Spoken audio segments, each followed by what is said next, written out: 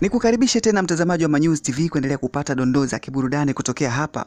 Bwana, siku ya jana ya tarehe 14 Aprili 2026 maeneo ya Mlimani City jijini Dar es Salaam kulishine ile mbaya baada ya kujitokeza kwa mastaa mbalimbali wa kike na wa kiume wa nchini Tanzania kufika katika tukio la makabidhiano ya uendeshaji wa Miss Tanzania ambayo hapo mwanzo yalikuwa chini ya kampuni ya The Rook Limited na kwenda kwenye kampuni ya Lamata Village Entertainment. Baada ya miaka mingi ya kampuni hiyo ya The Rook kuhodhi mashindano hayo tangu mwaka 2018 ikiwa chini ya msimamizi Basila Mwanukuzi, na kabla hapo mashindano hayo yalikuwa yanamilikiwa na marehemu Hashimu Lundenga tangu mwaka 1994 hadi 2018, huku wakiendelea kuinua vipaji hivyo vya wasichana mamisi wa Kitanzania na kuviendeleza. Kampuni hiyo ya The Rook Limited imeweza kupokeza kijiti chake kwa kampuni ya Lamata Village Entertainment inayomilikiwa na Lamata anayejulikana kama producer wa tamthilia mbalimbali za nchini Tanzania,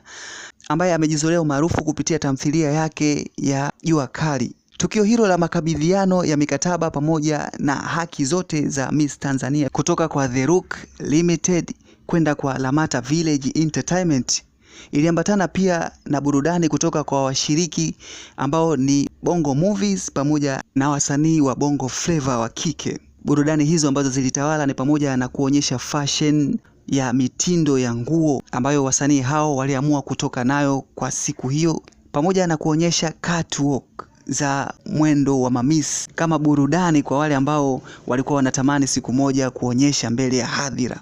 Bwana, sasa ukipitia comment za watu ambao wanachati kupitia mitandao ya kijamii wanaulizana ni nini hasa ambacho kimeonyesha mmiliki wa Lamata Village Lamata anafaa kupatiwa kijiti cha kuongoza Miss Tanzania.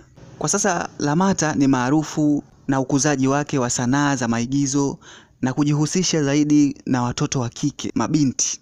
Huenda hiyo ikawa ni moja kati ya kigezo ambacho kimempa uongozaji huo wa Miss Tanzania. Na ukipitia pia spichi ya Basila Mwanukuzi katika tukio hilo la kusainishana mikataba ya umiliki wa Miss Tanzania, amesema hivi: sio biashara tu ambayo nimewekeza, ila nataka kujua namwachia nani. Walijitokeza hadi Waturuki wenye fedha zao wanataka brand ya Miss Tanzania, lakini sikuweza kufanya hivyo. Ilinichukua muda mrefu kufanya maamuzi. Lamata historia yake inafahamika na mimi pia sina mashaka naye. Tunachotakiwa ni kumsapoti na kusapoti mabinti zetu. Tulibeba slogan ya urembo ni heshima, na kweli tumeheshimisha Tanzania, lakini ni bado lipo jukwaa la kutoa warembo wengine watakaofanya mambo makubwa zaidi.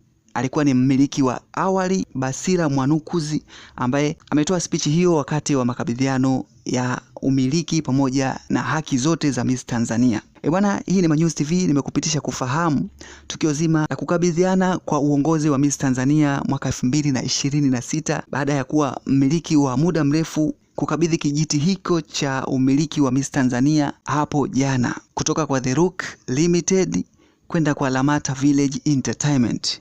Endelea kufuatilia chaneli ya Manyuzi TV kwa kuhakikisha una subscribe, una like, una share na kucomment. Tukutane tena hapo baadaye.